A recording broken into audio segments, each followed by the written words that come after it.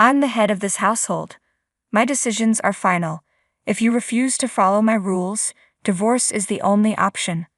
Even though my husband was having an affair, he still tried to exert control over me. Why should I continue to follow his demands? If that's how he feels, then let's get a divorce. Transferred all our loans into his name, so he would understand the extent of my contribution to our life together. My name is Belle. At 36 years old, I work as a systems engineer. I've been married to Derek for 6 years. We met through work when my company subcontracted tasks to his firm. During my temporary assignment at his company, Derek was always kind and supportive.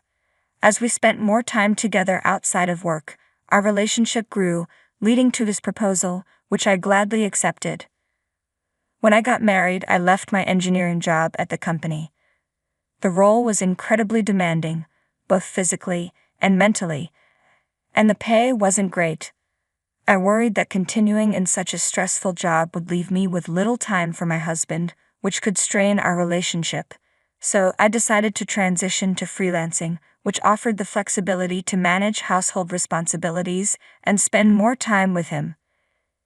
Initially, freelancing didn't bring in much income, but with my engineering background, I gradually attracted more clients and saw my earnings improve.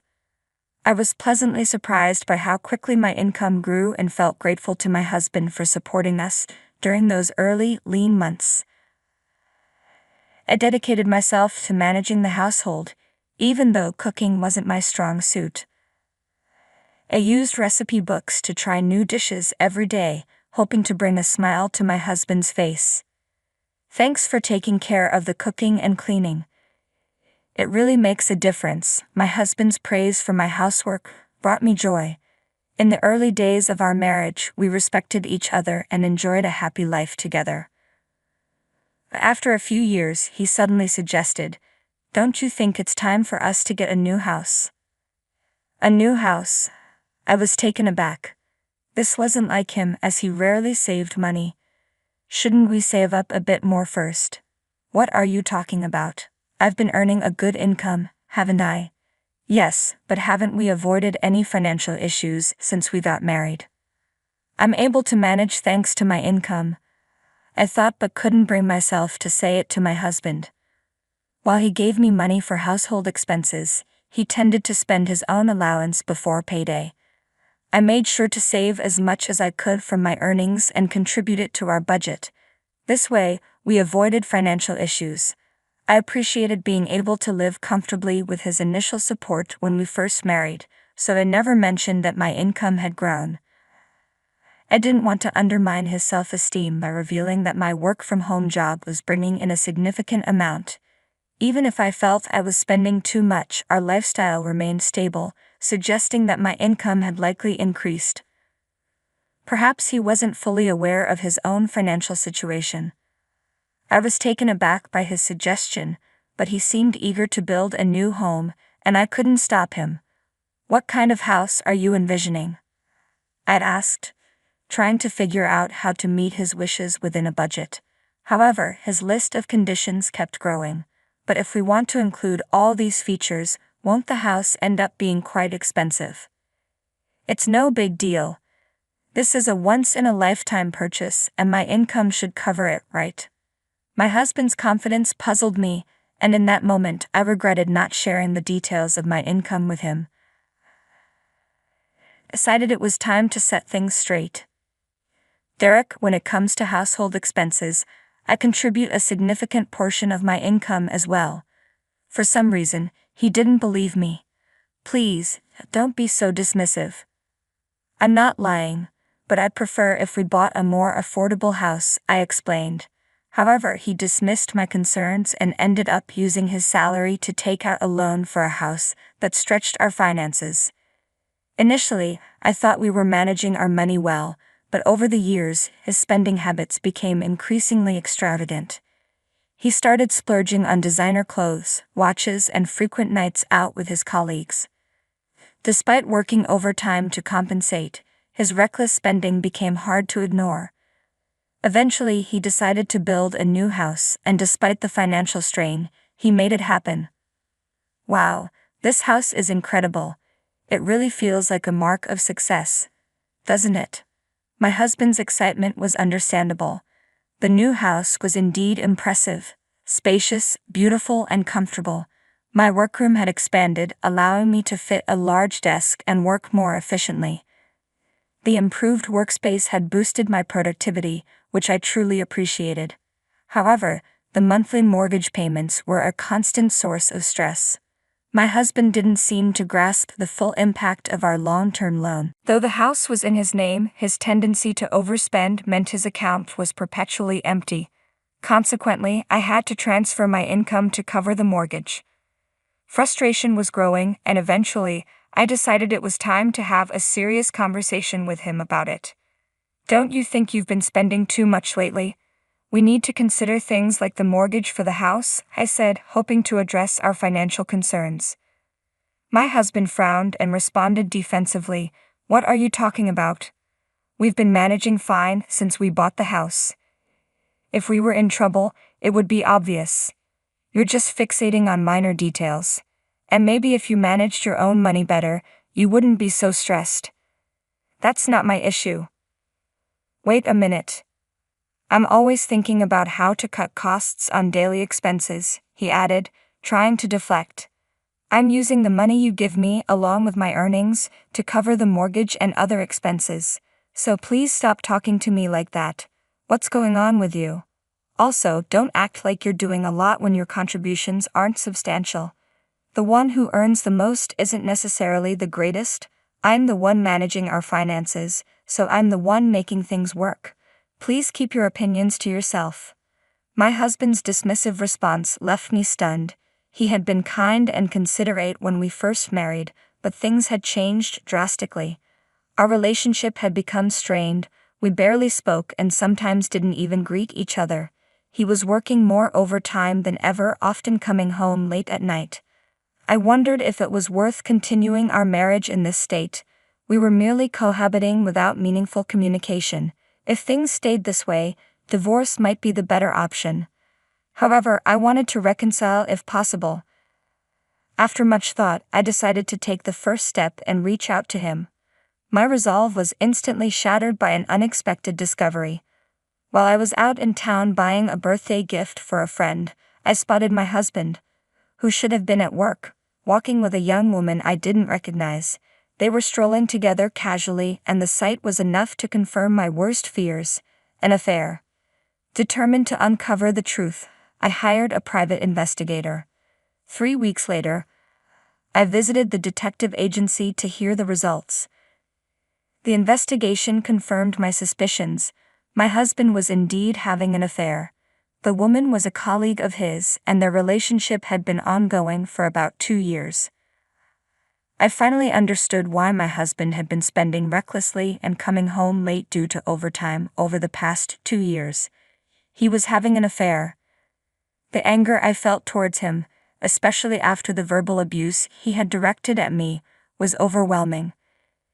It felt humiliating to have tried to protect his self-esteem and our marriage when he was the one betraying me. Determined to act, I set aside any remaining doubts and resolved to confront him. I hurried home, finding him lounging on the sofa, engrossed in a sports program. I positioned myself between him and the TV and spread out the evidence of his affair before him. "Explain this."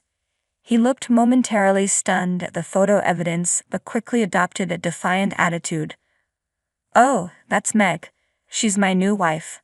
"New wife?" I asked, bewildered. "Now that you know the truth, there's no reason to keep you around. Unfortunately, you're no longer needed." "What are you talking about?" "To be honest, I don't see a place for you in my life anymore. But Meg doesn't want to handle the household chores, so you can stay and take care of that for her." "What? Are you out of your mind?"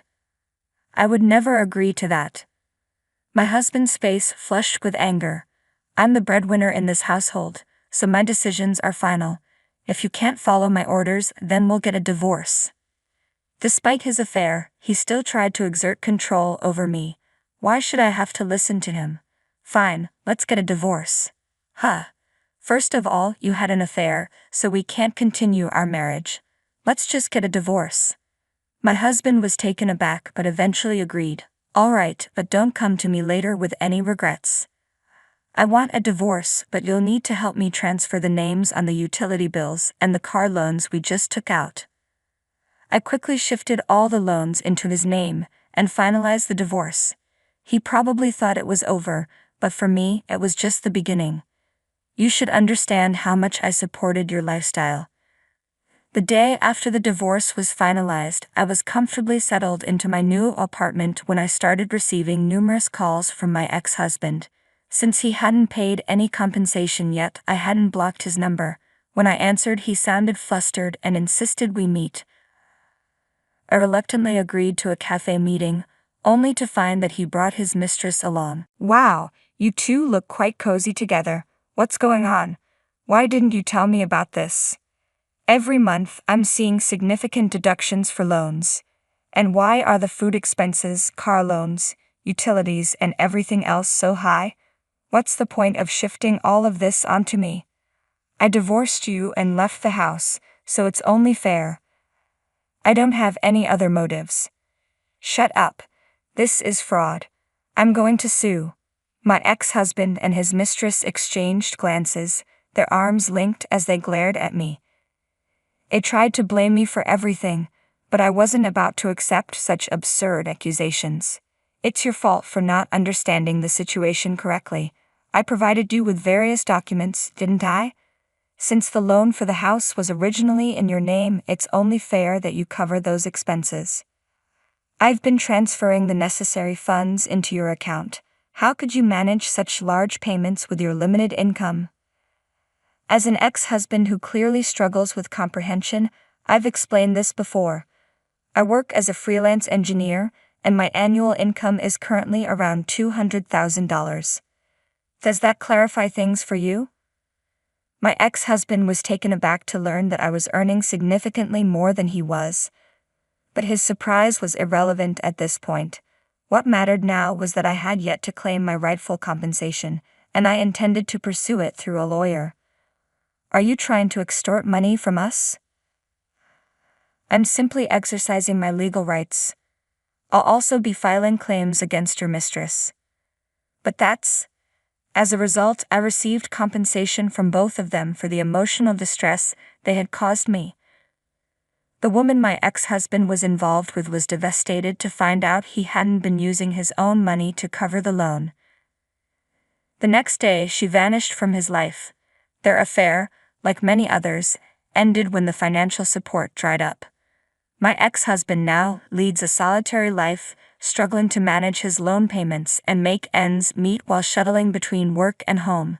He's getting exactly what he deserves, but he couldn't come to terms with it and started gossiping about his affair at the office. His mistress accused him of abuse, leading to a messy public dispute. As a result, both their reputations were tarnished and no one took their claims seriously.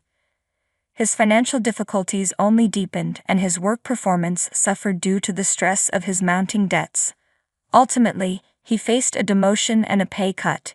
It's a consequence of his own making, and honestly, he brought it on himself.